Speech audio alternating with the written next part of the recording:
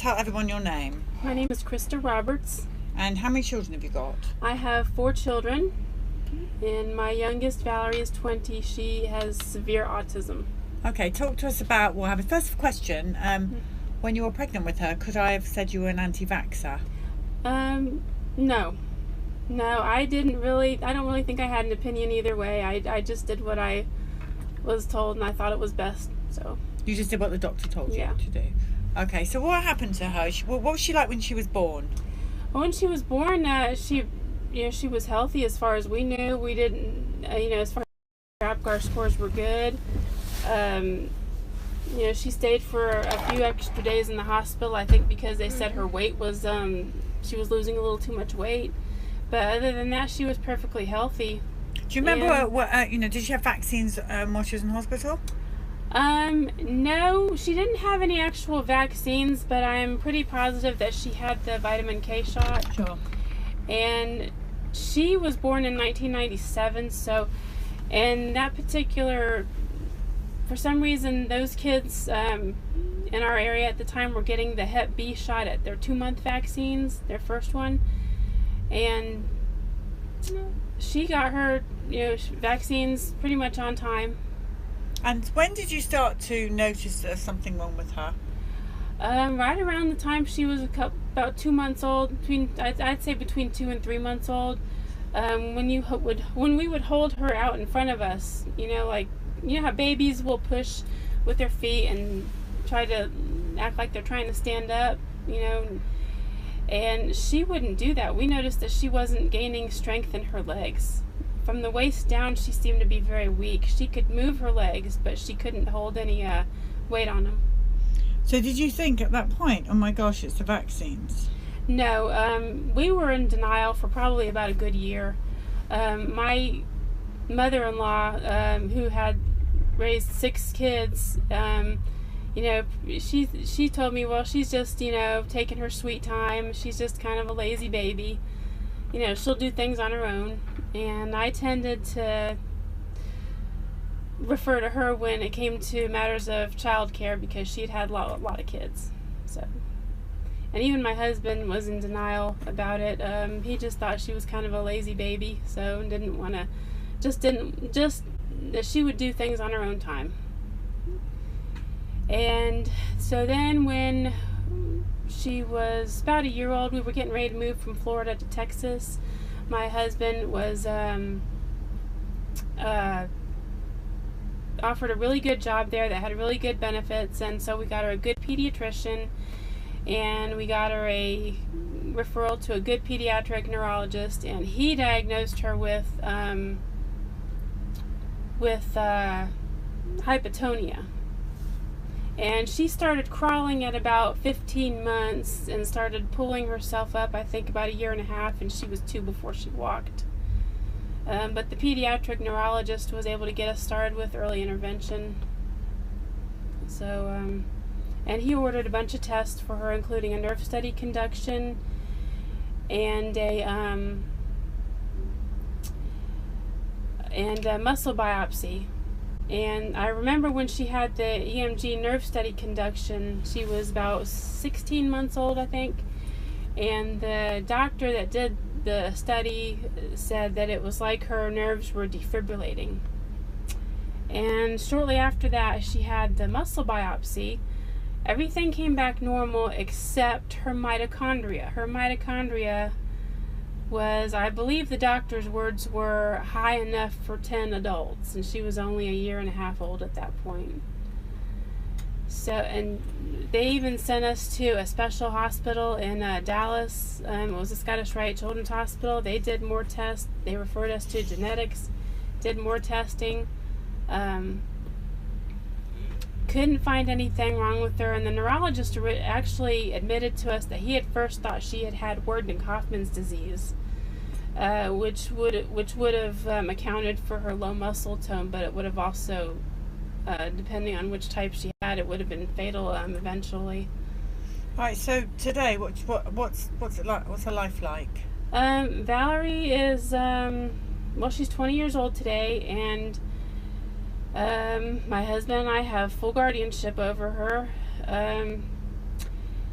she finally started talking with spontaneous speech, probably say about 3 years ago. Do you attribute anything to that? Yes, she had some good in-home therapy. We were taking her outside the home for therapy, and here in Oklahoma we found a very good place that does therapy in the home. They'll send speech therapists, physical therapists, occupational therapists, whatever, out to your home and work with your child. And once she was in an environment that she was comfortable in, and she had people that, respected her way of learning and weren't trying to force her into, ways of learning that weren't working for her. Right. She started So once she was doing treated really with the well. respect she deserves. Yes. Got it. Yeah. She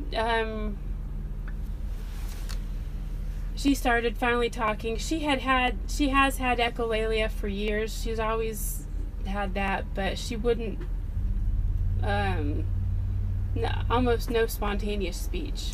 Okay, so does she live at home with you? Yes. And have you got in line for her future when you guys are not around?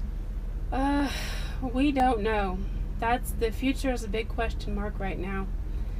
My husband really wanted to be here today, but unfortunately he is disabled and he has many chronic health issues, and we didn't think it would be a good idea for him to You've got a lot on your plate, haven't you? Yes. And he is since he's not able to work, I have to work, and he stays home, and he's her primary caretaker. Now, what do you do? I'm a massage therapist. Good for you. Yeah. So what is your advice to people with vaccines? My advice is read the package inserts. Don't let yourself be bullied into vaccinating. Give yourself time to research it, because once the damage is done, it's done. I mean, you can always go back and vaccinate later if you feel like you have to, but once it's done, it's done.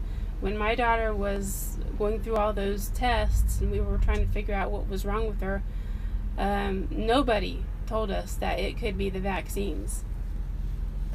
No, and they may never, by the way. But we're listening to your story. You're the mum. She's your daughter. Yeah. You are the expert on your child, Yes. not them. Mhm. Yes, and my husband was actually the one who originally told me he thought it was the vaccines, and at first even I kind of poo-pooed the idea. I thought the millions of kids get vaccinated. No, it can't be that. But then he showed me the RFK Jr.'s work and some of what he had written about it, and that's when I started to believe it. And then I realized that we didn't really have a lights out moment with Valerie. We had a lights weren't completely on with Valerie, and I believe I saw a video that Dr. Wakefield did a while ago where he was talking about regressive autism, and then he mentioned that there were some kids that were so early on that you really didn't notice it. Well, that's why they're vaccinating the pregnant mothers now, so that they're born like that, so they can say, I'm sorry, it's genetic, your child was born like that.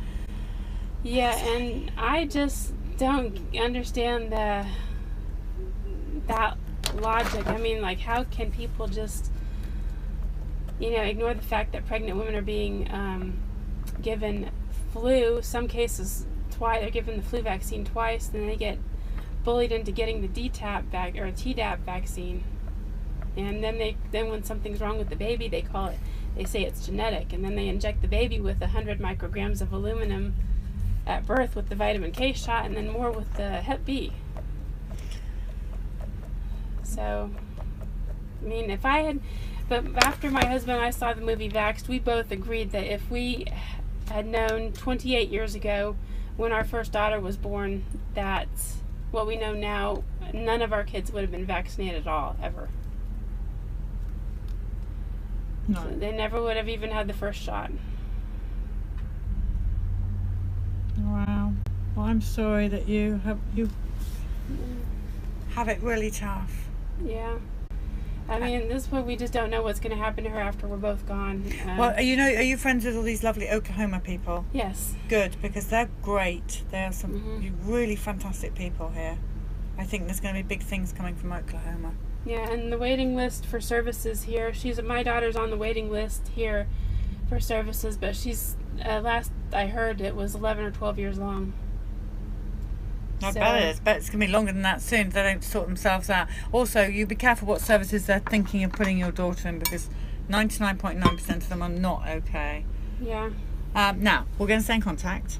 Everybody here is sending you lots of hearts and love. Mm-hmm. Yes, they are. Thank you.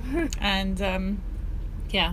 And you're getting sparkly hearts, which I haven't seen many people get today. So people are sending you lots of big love. Well, thank you everyone for all the love. Okay, we're coming off, guys.